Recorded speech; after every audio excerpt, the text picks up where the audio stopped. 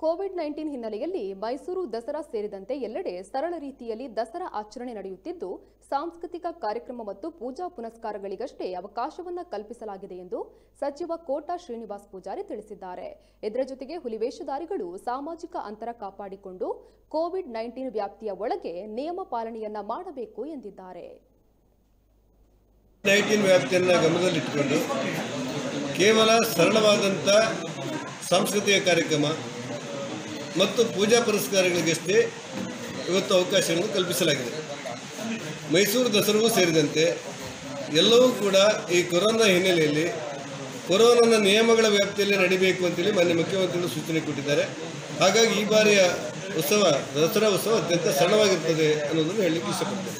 ಹುಲಿವೇಷ ಸ್ಪರ್ಧೆ ಅಲ್ಲ, ಹುಲಿವೇಷದ ಒಂದು ಅವಕಾಶಕ್ಕೆ ಪ್ರದರ್ಶನ ಒಂದು ಅವಕಾಶ ಕೊಡಬೇಕು ಅಂತೇಳಿ ಧಾರ್ಮಿಕ ಹಿನ್ನೆಲೆ ಇರುವಂಥ ಕೆಲವು ದೇವಸ್ಥಾನಗಳಲ್ಲಿ ಜಿಲ್ಲಾಧಿಕಾರಿಯವರಿಗೆ ಮನವಿಯನ್ನು ಕೊಟ್ಟಿದ್ದಾರೆ.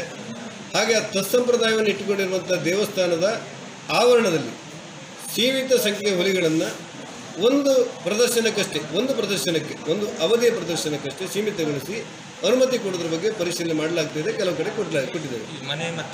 ಈಗ ಇಂಥವುದೇ ಅಂತೇಳಿ ನಾವೆಲ್ಲೂ ಇಂಥ ವೇಷ ಹೋಗಬೇಕು ಇಂಥ ವೇಷ ಹೋಗಬಾರ್ದು ಅಂತ ಎಲ್ಲೂ ಕೂಡ ಸರ್ಕಾರ ನಿಗದಿಪಡಿಸಿಲ್ಲ. ಸಾಮಾಜಿಕ ಅಂತರವನ್ನು ಕಾಯ್ದುಕೊಳ್ಳುವುದು ಸೇರಿದಂತೆ ಕೋವಿಡ್-19ನ ವ್ಯಾಪ್ತಿಯೊಳಗೆ ಅದು ಬರಬೇಕು.